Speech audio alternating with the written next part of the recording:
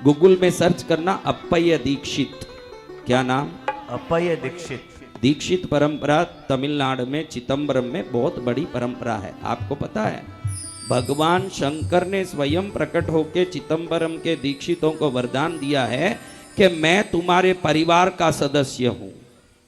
क्या वरदान दिया? परिवार का सदस्य। तो दीक्षितों ने पूछा कि हम तो 3300 हैं, अगर कोई मर जाए, कम पड़ जाए तो, कोई बढ़ जाए तो भगवान ने ये भी वरदान दिया, बढ़ गए तो मैं शंकर ही उन बड़े हुए में हूं, घट गए तो बाकी जितने होने चाहिए मैं अदृश्य रूप से हूं। ये दीक्षित परंपरा में अप्पय्य दीक्षित बहुत बड़े भगवती मीनाक्षी के भक्त हुए, बहुत बड़े भक्त।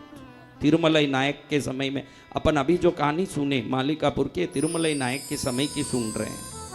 अप्पय्य दीक्षित के पुत्र नीलकंठ दीक्षित भगवती के बहुत बड़े साधक हुए।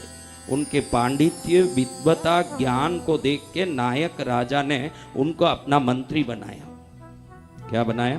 मंत्री। हाँ, नीलकंठ दीक्षित श्री नायक राजा के मंत्री थे। अब एक समय ऐसा हुआ, राजा को इच्छा हुई कि मेरी पत्नी की एक चित्र बनवाए, एक मूर्ति भी बनवाए। तो मूर्तिकार को बुला के कहा मेरी पत्नी की मूर्ति बनाओ। मूर्तिकार बैठ के मूर्ति बनाने लगा। चेहरा बन गया, बाल बन गए, कंधे बन गए, गला बन गया, स्तन बन गए, हाथ बन गए। जब पैर बना रहा था, जांग बना रहा था, तो जांग के जगह में एक पत्थर का छोटा सा तिल जितना टुकड़ा निकल गया, उधर से खड्डा हो गया उससे। अब ये सोचा ये तो मूर्ति खंडित हो गई, राजा देखे तो नाराज होगा, दूसरी बनो। वापस चालू किया, वापस सिर बनाए, मुख बनाए, गला बनाए, हाथ बनाए, पैर बनाए, शरीर बनाए। वापस उसी जगह में जब चैनी लगा रहा है, उसी जगह जब पहली मूर्ति घड़ी उस जगह में वापस भी एक पत्थर टूट के निकल गया, वहां खंडन हो गया। ये आश्चर्य में पड़ गया ऐसे कैसे हो रहा। तीसरी मूर्ति बनाई। तीसरी मूर्ति में भी मूर्तिकार की चैनी में उसी जगह पर टुकड़ा पत्थर का निकल गया। ये आश्चर्य में पड़ गया। बड़े उपासक थे नीलकंठ दीक्षित, उनके चरण में गिर के रोने लगा कि राजा नाराज हो गया तो मेरा गला निकाल देगा, सिर निकाल देगा, आप कुछ करो, ये क्यों हो रहा है।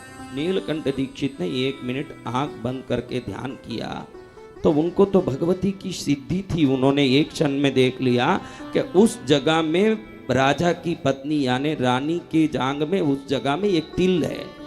वो तिल होने से उसी जगह में वो पत्थर टूट रहा है। तो मंत्री ने कहा कि ऐसे ही बना दे प्रतिमा, बनने दे ऐसे ही प्रतिमा। प्रतिमा बन गई। राजा ने देखा तो आश्चर्य में पड़ गया, ये क्या है। मूर्तिकार ने कहा कि यहां पर देवी को तिल है इसलिए ऐसे।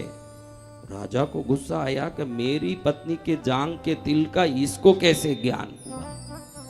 तुरंत गुस्से में राजा ने मूर्तिकार को पूछे तुझे कैसा पता चला कि मेरी पत्नी के जांग में वहां तिल है, रानी है वो, उसका कोई जांग देखने जा सकता है, तो ये कैसे हो सकता है। तो हाथ जोड़ के कहा नीलकंठ दीक्षित जी महाराज ने कहा कि वहां तिल है, रहने दे, वो टूट गया अपने आप। लेकिन उन्होंने कहा कहां गए नीलकंठ दीक्षित, बुलाओ।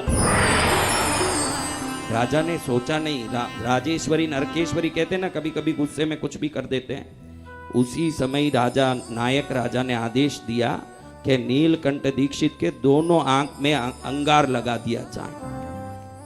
और सेवकों ने बगैर कुछ सोचे उसी समय गरम गरम सलाई बना के बड़े ही माँ के उपासक, बड़े ही सिद्ध पुरुष, वो महापुरुष के आंख में गरम गरम सलाई मार के आंख को फोड़ दिया। खून निकलने लगा। वो बिल्कुल गंभीर स्वस्थ खड़े हैं, उनको कोई उसकी चिंता नहीं दिख रही है। राजा घबरा गया कि आंख निकलने के बाद भी ये हंस रहे हैं। तो उन्होंने कहा राजन मुझे इस आंख से देखने की क्या जरूरत है, मैं आंख बंद करूं तो तीनों लोग दिखाती है मेरी माँ। जय गुरुदेव। राजा को समझ पड़ गया कि ये तो ध्यान में देखे हैं रानी, क्या ये तिल, मैंने गलती करके इनका आंख फोड़ दिया। राजा चरणों में पड़ के माफी मांग रहा है, चरणों में पड़ के रो रहा है, लेकिन आंख तो चले गया, अब क्या करें महाराज। लेकिन नीलकंठ दीक्षित ने मदुरई मीनाक्षी पर उस समय में एक स्तवन किया, आनंद सागर स्तवम। क्या नाम? 100 श्लोकों का है। गूगल में सर्च करना शायद हो, तो मुझे पता नहीं, मैंने तो देखा नहीं कोई इंटरनेट में। लेकिन ये आनंद सागर स्तवम का 100वां जैसे ही श्लोक पूरा हुआ, नीलकंठ दीक्षित के आंख वापस आ गए भगवती की।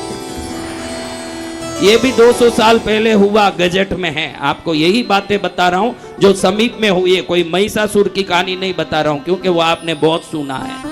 ऐसे सुनो जो आज भी चमत्कार हो रहे हैं, ऐसे सुनो कि आज भी लीलाएं कैसी होती है। मैं लाखों साल पहले इतिहास पुराण नहीं बता रहा हूं, वो बता रहा हूं जो आज भी हो रहे हैं, वो घटनाएं बता रहा हूं, जिससे आपके मन में ऐसी श्रद्धा आए कि कृष्णगिरी वाली मेरी है तो मेरी है। दुनिया लाख बोल दें, दुनिया लाख कोशिश करें हमारी भक्ति को डिगाने, संसार है ही इसीलिए। हाँ? संसार है किस लिए? हाँ? धोबिया धोए चाहे, ये धोबी बन के आपका भक्ति का रंग निकालने के लिए आएंगे। आपको ही मजबूत रहना पड़ेगा, क्योंकि देखो आपके घर कितने लोगों के घर में साइकिल में या किसी भी माध्यम से घर में ही दूध आता है, वो सब हाथ ऊंचा करो जिनको घर बैठे दूध आता है। अच्छा आप बोलो, इतने लोग हाथ उठा रहे हो, कभी शराब घर बैठे आता है कि जाके लेना पड़ता है? हाँ, शराब लेना पड़ता है, तो दूध क्यों नहीं लेना पड़ता? अच्छी चीज की इज्जत नहीं है, खराब चीजों को आप ढूंढ के जाओगे, ये कलयुग है।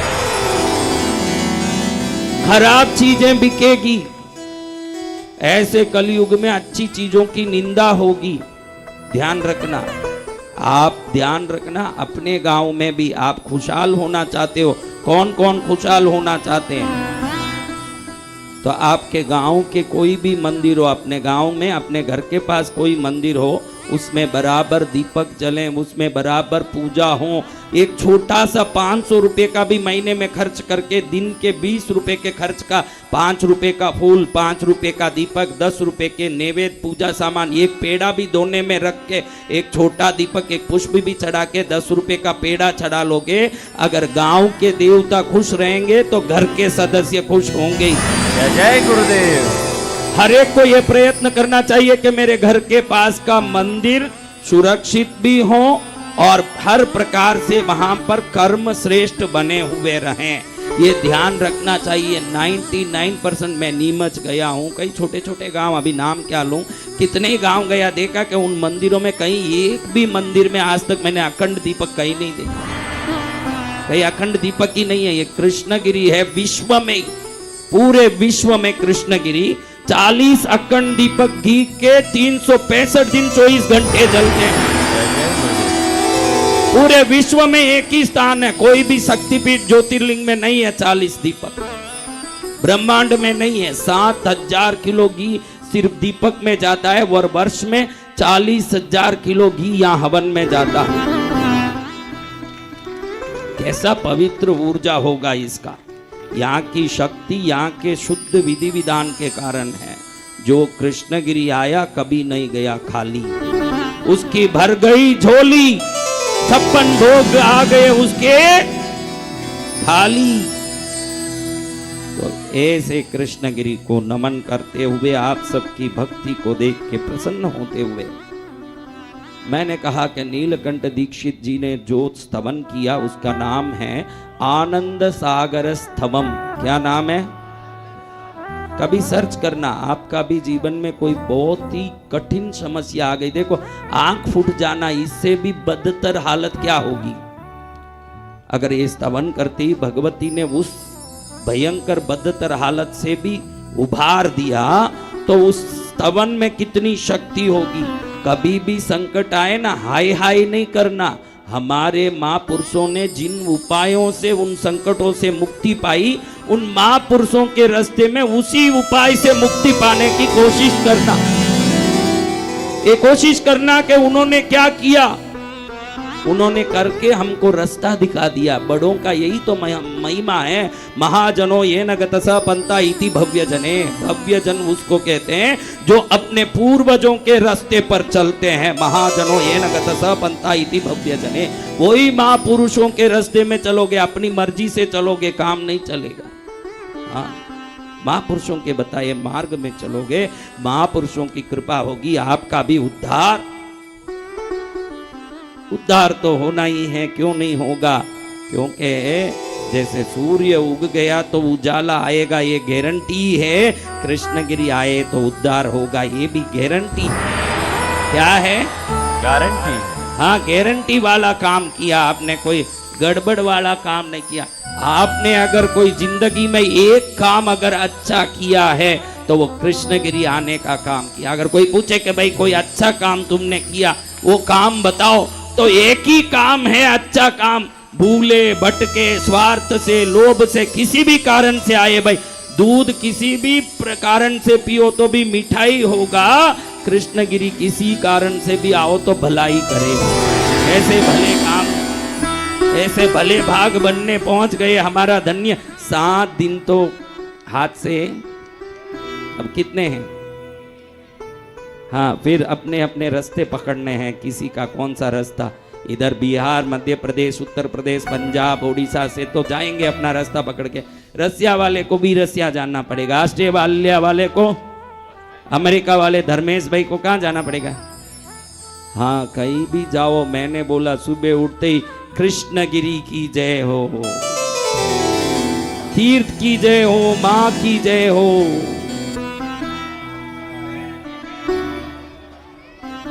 कल्याण उसका हो जाए। सदगुरुदेव की। वसंत विजय जी महाराज की जय हो। वसंत विजय जी महाराज की जय हो। ये दिल में आना चाहिए कि कहीं किसी गांव में थी। देखो, आप जहां रहते हो वहां में लड़कियां नहीं थी क्या? तो आपकी पत्नी बाहर गांव से क्यों नहीं आई? आसपास में लड़की होते हुए भी आपकी पत्नी बाहर से आई, क्योंकि लिखा वहीं था। आपके सबके बाहर गांव से कौन किन के पत्नी आई, वो सब हाथ ऊंचा करो। देखो, सबके बाहर गांव से ही आई। क्यों? पास में लड़की नहीं थी क्या? तो बाहर से क्यों आई? क्योंकि लिखा वहीं था। पास में ही मंदिर बहुत है गांव में, लेकिन आपके तकदीर में लेना कृष्णगिरी में ही लिखा है। ध्यान रखना, वहीं आना पड़ेगा। कहाँ आना पड़ेगा? हाँ, लेना यहीं लिखा है, जहां लिखा है वहीं जाना पड़ेगा। कहाँ? महाराष्ट्र में से आया बेटा? कहाँ से आया? हाँ, कोई कहीं से क्या वहां पास में मंदिर नहीं है बेटा? तो कहा कृष्णगिरी तक आना पड़ता। तू बैठ जा। तो कृष्णगिरी तक आना पड़ता है। लिखा यही है। जब लिखा है, कुछ संकेतों को समझ लेना। एक बहन यहाँ आने के पहले ही कृष्णगिरी देखी ही नहीं, उसको वहीं से कृष्णगिरी का मंदिर दिख गया, खुद ही दिख गया मंदिर, और वो देख ली। तो समझ लेना कि भगवान इशारा कर रहे हैं कि यहीं से मेरा कल्याण है। फिर भटकना नहीं दूसरी जगह। फिर भटक रही है तो तू मूर्खिन औरत है। तुझे भगवान ने पहले ही दिखा दिया कि इस मंदिर से ही तेरा कल्याण है। फिर मैं उधर हवन में जाऊं, इधर घूमने जाऊं। वसंत विजय तो बैठे जगह ही ध्यान में देखे कि तू कहां भटक रही है। उसके बाद भटकती फिरेगी। तेरी जैसे मूर्खिन औरत संसार में कोई नहीं, क्योंकि भगवान ने इशारा कर दिया कि यही तेरा खाता है। क्या इशारा कर दिया? हाँ, जहाँ खाता हो। गांव में 5 बैंक है तो सब में हाथ डालते फिरोगे? कहाँ फिरोगे? किसमें? जिसमें खाता है, जिसमें अपना खाता है उसी में जाएंगे ना महाराज। तो खाता आप सबके कृष्णगिरी वाली के बैंक में ही है। वो ध्यान रख लो, वो बैंक छोड़ोगे तो बड़े ही तकलीफ में है काम, क्योंकि खाता कृष्णगिरी में। तो ऐसी माँ को नमन करते हैं। कल हम कह रहे थे एक बात और छोड़ दिए। वैसे छोड़ने वाला नहीं, वो तो राज्यपाल जी आ गए थे करके छोड़ा। नारियल लेने वाले की बात कल सुनी ने, बात भूल गए आप। मैं नहीं भूलता, क्योंकि बेटा भूल जाए तो भी बाप नहीं भूल सकता। जय जय गुरुदेव। मैंने कल बताया कि एक व्यक्ति को अर्जेंट थी और 20,000 मिल जाए तो एक नारियल फोड़ूंगा भगवान को। एक नारियल फोड़ूंगा। कितना? एक। उसी से मैंने समझाया अभी कि हमको पैसे का सौदा नहीं करना, दान तो दिल से करना, प्रार्थना श्रद्धा से करना, पैसे से नहीं। दान को अपने प्रार्थना से जोड़ना नहीं। मैंने मन्नत की थी इसलिए नतनी चढ़ाऊं। अरे तू क्या नतनी चढ़ाएगी? इंद्र धर्मेंद्र लाइन में खड़े हैं कृष्णगिरी बाली को नतनी चढ़ाएगी। तू अपनी श्रद्धा से चढ़ा जो चढ़ाना है, इसको उससे संबंध मत जोड़। मैंने मन्नत किया था इसलिए 1 लाख देना है। दान को बिना कोई प्रार्थना खुद दे, तेरी श्रद्धा से प्रार्थना कर दूं, बिना पैसा चढ़ाए भी उसका फल मां देगी, उसके लिए कोई जरूरत नहीं। इसने मैंने कल बताया कि इसने 20,000 की प्रार्थना की और कहा कि 20,000 मिल जाए तो एक नारियल चढ़ाऊंगा। अब देखो संयोग ऐसे हुआ ना, गली में गया तो गड्डी मिली 40 नोटों की। मैंने बोला 500 की, तो कितना हुआ? प्रार्थना कितने की थी? 20,000 की प्रार्थना न, गड्डी भी 20,000 की मिली। तुरंत खुश हो गया कि विचार आया कि ये भगवान से आया, कृष्णगिरी वाली पद्मावती से आया कि अपने आप संयोग से मिला। नारियल क्यों चढ़ाऊं? फिर मन में आया कि शायद भगवती ने दिया हो तो फिर अगली बार मांगू तो देगी नहीं, नाराज हो जाएगी, तो एक नारियल चढ़ा ही देते हैं। दुकान में गया, दुकान में पूछता है नारियल कितने का दिया? दुकान वाले ने कहा 20 रुपया। एक 20 रुपया, 20 रुपया देना पड़ा। कई लोग आज भी महाकाल में नारियल चढ़ाने ले जाते हैं ना, नारियल देते हैं ना उधर, नारियल मिश्री सब थाली में, तो कई लोगों को देखा है वे खट खट करके नारियल बजाते हैं। मैं कि तू महाकाल को चढ़ा रहा है, तू क्यों बजा रहा है? नहीं महाराज जी, घर में ले जाएंगे तो चटनी बनाना बनेगा कि नहीं चेक करता। अरे तेरी चटनी का नारियल बजा रहा है तो भगवान तेरे 12 बजा देंगे। हाँ, अपने हिसाब से देखो, होशियारी से। आप लोग जो भी चढ़ा रहे हो घर में, खुद को ही खाना, ये हिम्मत से चढ़ा रहे हो 90% लोग। अगर भगवान आके खा लेते तो अगले दिन से खाली थाली दिखाने वाले हो तुम लोग, इतने ही होशियार। इसलिए कृष्णगिरी में मैंने एक नियम रखा। ऊपर आपने देखा ना, अपने साधना मंदिर में कितने लोग आए।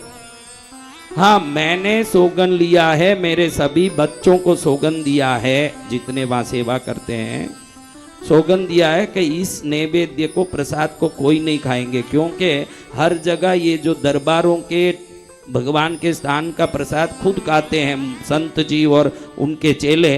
तो इसमें क्या होता है, अपनी पसंद की चीजें भगवान को चढ़ाई जाती है। मालूम है कि मेरे को ही खाना, फिर इसको खीर बाता है तो ठाकुर जी को खीर चढ़ाएगा, इसको मालपुआ बाता है तो ठाकुर जी को मालपुआ चढ़ाएगा। यानी इसका मालपुआ है, ठाकुर जी का तो मालपुआ है ही नहीं, वो इसका मालपुआ है, खाली ठाकुर जी को दिखाया जा रहा, खाएगा ये। इसलिए हमने कृष्णगिरी में नियम रखा है कि यहाँ कोई भी भोग किसी को भी चढ़ाए, शिव जी को के भगवती को के, आपने गणपति शिव जी का मंदिर कितने लोगों ने देखा, कोई भी प्रसाद हो, मैं या मेरे कोई भी सेवक इसको खाते नहीं, ये भक्तों में ही वितरित होता है। क्योंकि खाने लगेंगे तो अपने लिए चढ़ेगा, फिर ये काम हम लोग नहीं करते, उसमें से एक तिनका भी नहीं उठाते। सिद्धांत हो तो कृष्णगिरी जैसा ही होना। सिद्धांत का बाप कहीं देखने मिलेगा तो यही मिलेगा। कई लोग मेरे को कह भी रहे थे कि आपको ये पद दिया जाए, वो पद दिया जाए। अरे रात में सोता हूं तो देवता आके पैर दबा रहे हैं, इससे बड़ा कोई पद संसार में जितने पद लिए हुए हैं सब अधिकतर अपना ढोंग की व्यवस्था को सही करने के लिए पद लेके बैठे हैं। ये गारंटी से बोलूं मैं आपको, 1 करोड़ पद क्या करेगा। और संतों को पद का लालच, संत को पद का लालच होना चाहिए। संत इन पदों से बहुत ऊपर है। तुम संसारी क्या किसी संत को पद दोगे? संत बना वो सबसे बढ़िया पद है। हाँ, मैं इनको कई बार बोलता हूँ डॉक्टर डॉक्टर बोलो मत, क्योंकि ये डॉक्टर पद में लंदन में जब लंदन के लोकसभा में बात की तब आयुर्वेद रत्न का पद और अमेरिका के पार्लियामेंट ने मुझे डॉक्टर का मानद पद प्रदान किया। लेकिन मैं वो बोलने मना करता हूँ इनको, तो भी ये खड़े होके डॉक्टर वसंत विजय रहे। हम तो संसार के डॉक्टर नहीं है, भव रोग को मिटाने वाले डॉक्टर हैं। हमको ये पदों से क्या लेना देना है।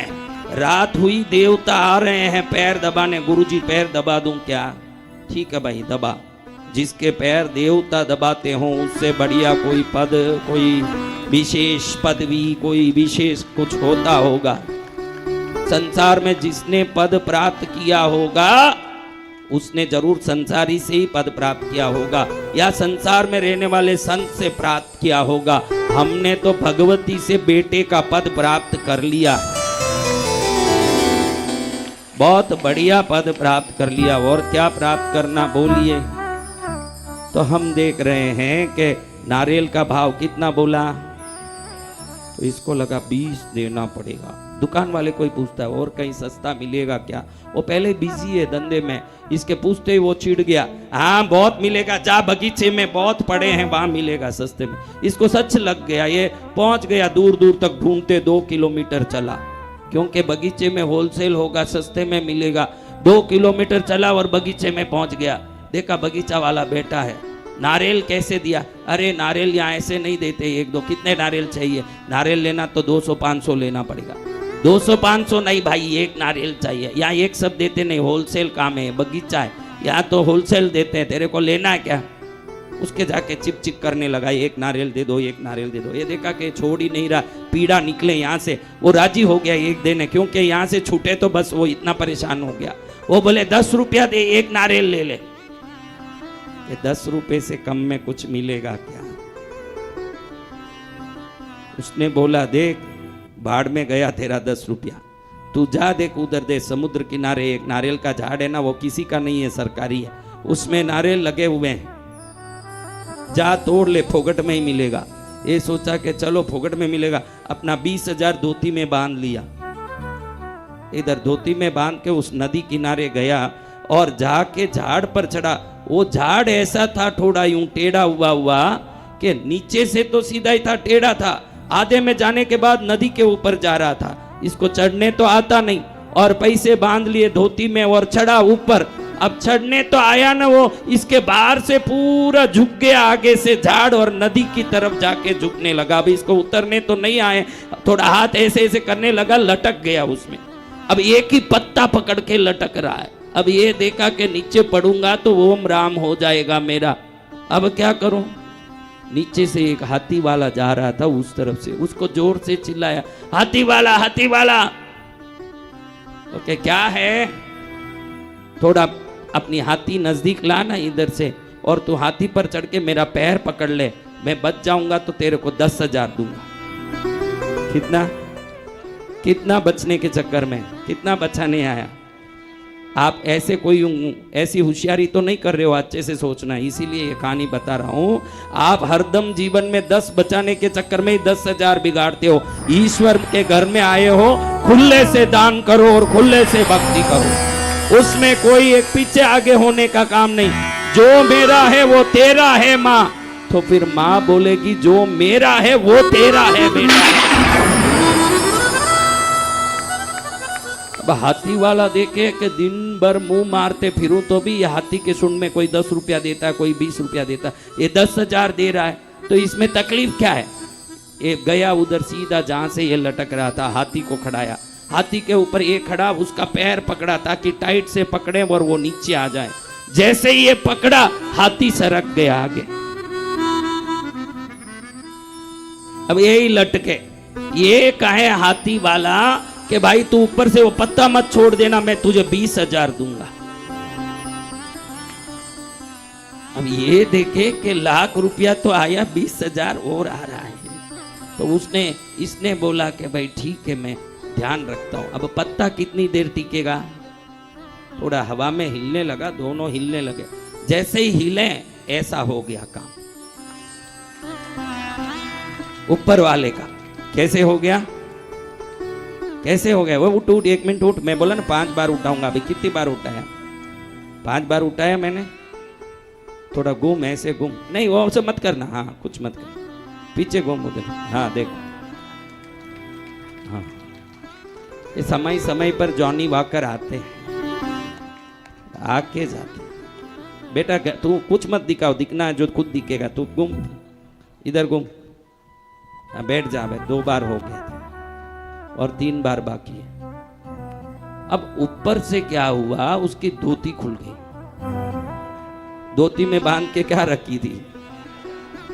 जैसे ही लाख गिरा, हाथी वाले को लगा इसका तो लाख गिरा, इससे 10,000 लेना तो गया, मेरा भी 20,000 खाएगा ये। उसको गुस्सा आया, इसका टांग पकड़ के उसने खींचा, दोनों जाके पानी में गिरे और दोनों का कल्याण पानी में ही हो गया। ध्यान रखना कि हम कहीं अपने जिंदगी के लोभ में डूब तो नहीं रहे हैं, अपनी जिंदगी का लोभ अपने को डुबा तो नहीं रहा है। ये सावधान रहना है। 20 रुपए के चक्कर में लाख तो गया, प्राण भी। हाँ, तो सदा सिद्धांतवादी बनना, दुनिया को देखा देखी नहीं करना, भगवती के प्रति श्रद्धा, गुरु के प्रति श्रद्धा, शास्त्रों के प्रति श्रद्धा, विधि विधानों में निष्ठा, जो भी विधि विधान होता हो श्रद्धा से वहां बैठना, ईश्वर के भजन में निष्ठा लगाना, ये सब स्वयं ही दुख को मिटाने की सर्वोत्तम औषधियां, और कुछ करने की जरूरत नहीं, कुछ नहीं करना। श्रद्धा अच्छे से आ गई तो सब कुछ।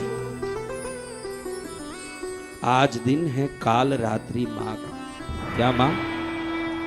2 देवियां गर्दभ पर बैठती है, गधे पर। गधे पर बैठने वाली 2 ही देवी है, एक काल रात्रि और एक शीतला माता। कौन सी माता? शीतला का सुना होगा ना नाम, गधे पर बैठती है ना शीतला। 2 ही देवी गधे पर, बाकी शेर पर कोई बैठे, आपको शेर वाली देवी अच्छी लगे। दुख आए, कष्ट आए, परेशानी आए तो मिटाने वाले। देखो गधे का अपना स्वभाव है, कितना भी बार डाल दो इस गधे पर डोता है। तो भगवती कहती है तू कितना भी दुख मेरे ऊपर डाल, मैं उसको निकाल के तुझे हल्का कर दूंगी, इसलिए गधे के वाहन पर बैठी। सरी गले में आकाश की बिजली को माला बना के पहनी हुई एक ही देवी काल रात्रि है। पुष्पों की माला नहीं पहनती। क्या माला नहीं पहनती? हाँ, बिजली को माला बनाई हुई है। तो भयंकर काल रात्रि, काल यानी रात्रि यानी अंधकार, घना अंधकार की तरह उसका स्वरूप है। किस लिए? स्वयं अंधकार को झेल के लोगों को प्रकाश देने वाली है। ये दिव्य रूप केतु का बल रखता है। केतु मुक्तिदायक है और कार्य सिद्धिकारी है। भगवती केतु की अधिष्ठात्री है। भगवती काल रात्रि का आज 7वें दिन नाम भी सुन लिया तो हमारे पापों से मुक्ति मिलती है, क्योंकि भगवती का एक नाम है पाप क्षयकारिणी। क्या नाम है? हाँ, पाप को क्षय करने वाली, तभी तो ये नाम हुआ। तो इसका नाम सुन ले तो भी आज पाप क्षय हो जाए, और क्या चाहिए। उद्धार हो गया बहनों। कितनी बहनें पीछे बैठी हैं। देखो ये विशेषता है बेटा। सुरेश तू उठे तो, मैंने क्या बोला? कितनी बहनें पीछे बैठी है, बोला कि नहीं? तो ये भाई क्यों हाथ उठाए पीछे? क्योंकि उनको पता है कि मैं बहन हूं कि भाई हूं, ये अभी तक मुझे ही पता नहीं है। मैं बहन हूं कि भाई हूं, ये उनको अभी तक कंफर्म। इसलिए कभी भी बहनों बोलो तो वो हाथ उठा लेते हैं। वो भी पत्नी से पूछ के ही कंफर्म करेंगे कि मैं बहन हूं कि भाई हूं। हर चीज उनसे पूछना पड़ता, फिर ही कंफर्मेशन है। तो आगे बैठी हुई बहनें मलक रही है, बहुत खुशी से मलक रही है। कैसे मलक रही है? लेकिन वो आगे बैठने के लिए मेहनत भी तो की होगी। ये सब पहले लाइन में लगे थे क्या कि कोई वीआईपी ट्रीटमेंट में आए हुए हैं? कोई नहीं, सब न्याय से आए हैं। एकदम न्याय की व्यवस्था है। बहुत अच्छा। सब मेहनत करके आते हैं और यही लोग वो मेहनत करते हैं, रोज यही आके बैठते हैं यहाँ। इनमें कुछ पावर है। क्या है वो? हर बार मैं देखता हूँ जो आगे बैठते हैं वो आगे ही बैठते हैं, जो पीछे बैठते हैं और जिंदगी में भी पीछे ही रहेंगे, क्योंकि वो स्वभाव नहीं है कि पहले आऊं और कैसे भी जगह। ये जो आगे बैठ रहे हैं ये आगे जाने वाले दिख रहे हैं। हाँ, क्योंकि वो जुनून है। क्या है? जुनून होना जरूरी है। जब जुनून होगा सब कुछ होगा महाराज, आप में सब कुछ होगा। जुनून होगा। हाँ, पावर आ गया। मैं बोल रहा मेरा दिया हुआ पावर, ये पावर सब मैं नहीं देता हूँ। मैं वो पावर देता हूँ जो कोई नहीं दे सकता, वो पावर जय गुरुदेव। दूसरे टाइप के पावर देता हूँ। चलो अभी कुछ अच्छी बातें सुनते हैं क्योंकि समय नजदीक आ रहा है। एक खास बात आपको मैं सुना दूं जिसको सुनना सबको जरूरी है। हमारे नेपाल वाली बहन तारा बहन चौधरी, तारा चौधरी और संतराम चौधरी जहां भी हो हाजिर हो। तारा बोलो तारा, क्योंकि 10 महाविद्याओं में तारा तारा किसको फॉरेन जाने की इच्छा है, घूम के आने या वहीं बिजनेस करना, वहीं नौकरी करना। देखो बुद्धों के बुद्धिस्ट लोग हैं ना, बौद्ध मत के, पद्मावती वहां तारा के नाम से पूजी जाती है। तारा त्वम सुगतागमे भगवती गौरी थी शैवाग में। तो तारा का काम है विदेश में अपना काम फैलाना। बौद्ध मत जितना विदेश में फैला वही कोई धर्म फैला क्या, उसका कारण तारा देवी है। आपको फॉरेन में कोई काम हो, व्यापार हो या फॉरेन में काम करना हो, ओम ताराय नमः, ओम ताराय नमः रोज अगर जाप करोगे, निश्चित 1 वर्ष के अंदर विदेश पहुंची जाओगे। America, London, Singapore, Hong Kong, Malaysia. लेकिन कृष्णगिरी आते रहना। फॉरेन गए न वहीं डूब गए। कहीं डूबता सन बहन नहीं है क्या? तारा बहन चौधरी कहाँ है रे? हाँ? अंदर घुसी है, निकलना मुश्किल है, ऐसा है। नेपाल वाली बहन, नेपाल वाली तारा चौधरी और संतराम चौधरी आगे आए। कहाँ बैठाया भाई इनको? तू देखा तूने? तो आएगी आएगी, उठेगी। थोड़ा उठना बैठना कठिन होता है, शायद सुनता भी नहीं होगा। या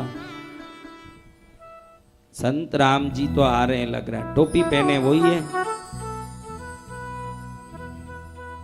कौन उठा टोपी वाला? चलो अभी दूसरी बात सुनो। आप सब इधर देखो, आपको कोई संत राम जी से लेना देना है क्या? यही चक्कर है किसी के। हाँ, बेगानी शादी में अब्दुल्ला दीवाना जैसे आपको क्या करना है उसमें। आप इधर देखिए, एक बच्चा बहुत अच्छे से लेटर लिखा, उसका मैं पढ़ता हूँ। मेरे मन में भी भाव आ गया उसको पढ़ते हुए।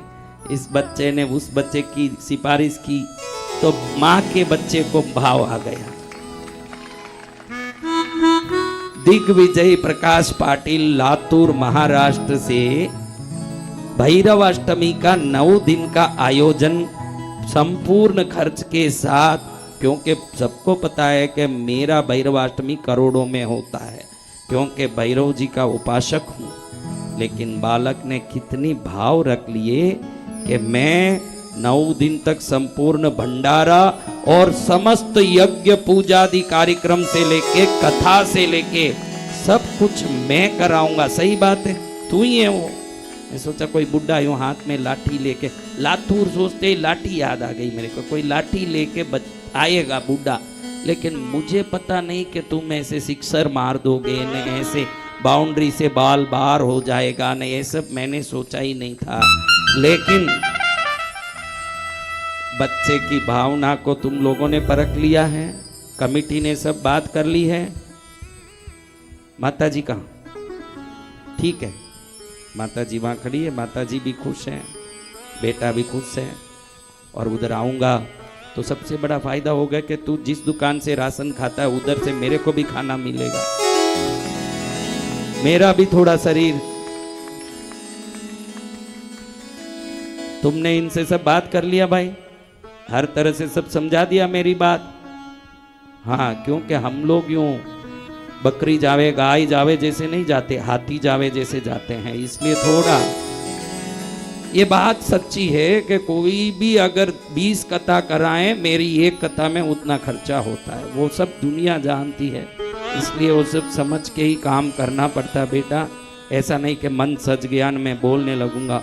मेरी तो पूरा दल बल और थल और छल सब साथ में होना चाहिए। तो महाराज आपने हर प्रकार से स्वीकृति ली है कि भाई हमारी कमेटी से बात की है कि 15 नवंबर से 23 नवंबर तक कार्तिक पूर्णिमा से जो भगवान भैरव का जन्म उत्सव भैरवाष्टमी के दिन तक 9 दिवस तक संपूर्ण यज्ञ कथा संगीत भजन भोजन भंडारा सब व्यवस्था पंडाल से लेके बिजली से लेके यानी तिल से लेके तेल तक का समस्त व्यवस्था हमारा दिग्विजय प्रकाश पाटिल अपने गांव लातूर महाराष्ट्र में करने की भावना जगा रहे हैं।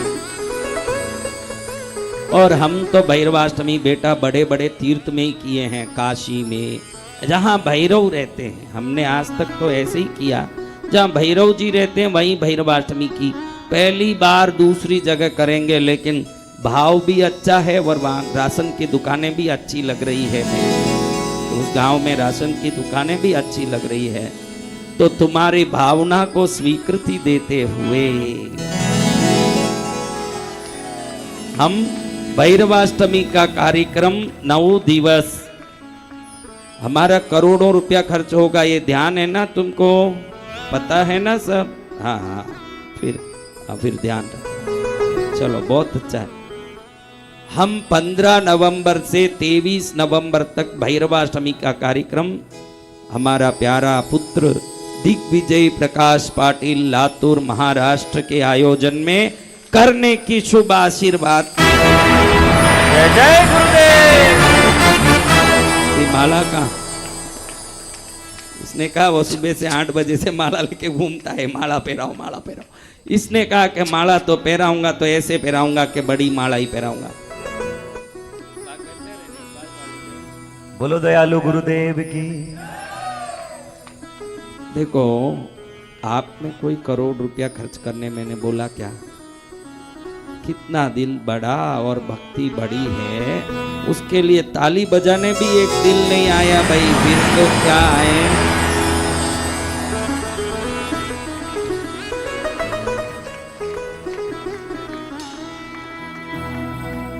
हे भगवान, बोलिए सदगुरुदेव की। माला से तो लगता है कि खर्चा अच्छा ही करेगा ये। माला जय से जय गुरुदेव। माला से ही दिखता है। अभी पूरे घड़े में चावल पक रहा है तो हर चावल को दबा के टेस्ट करोगे क्या चावल पका या नहीं? कितना चावल टेस्ट करना? एक दाने। एक माला से मालूम पड़ गया कि लातूर में धूम मचने वाला है। जय जय गुरुदेव। एक माला से ही समझ आ रहा है। और लातूर कहाँ है?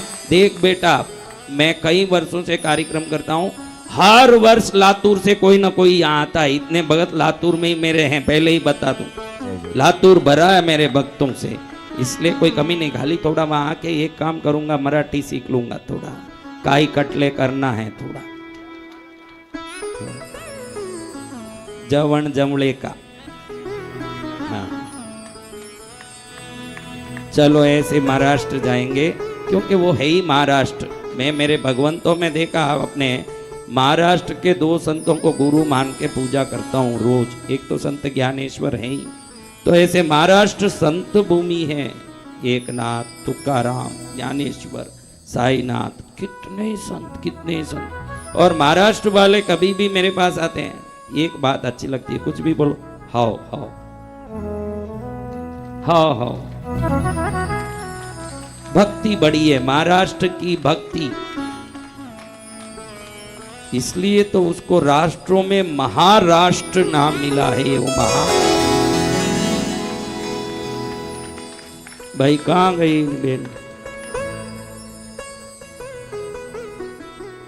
खड़ी नहीं हूं, जल्दी करो, टाइम वेस्ट मत करो। अच्छी बात है। और दूसरा, वो भाई आए,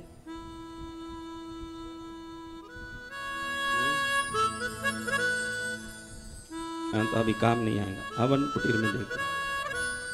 चलो, और आपको मैंने बताया है कि जनवरी 15 तारीख से हम लोग नेपाल में 8 दिवस का कार्यक्रम कर रहे हैं।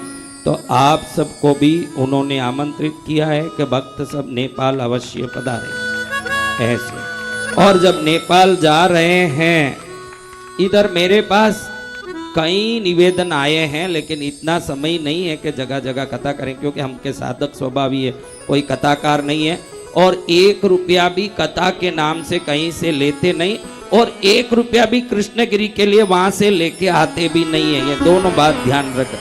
कोई कथा के लिए पैसा लेता होऊंगा हवन करने, सिंगल पैसा नहीं, भक्ति के लिए जाता हूँ, 1 पैसा नहीं। जो खर्चा होगा वो भंडारे का, पंडाल का, साउंड का, संगीतकार का, पंडितों का, हवन सामान का, वही खर्चा है। मैं 1 रुपया लेता नहीं। उसी प्रकार से कृष्णगिरी के लिए भी उनसे पैसा मांगता नहीं, तीर्थ के लिए या किसी काम से। जो खर्चा होगा वो भक्ति के लिए ही होगा, मेरा कोई खर्चा नहीं है। तो नेपाल भी हम जा रहे हैं जनवरी 15 से 23, और लातूर जा रहे हैं नवंबर 15 से 23।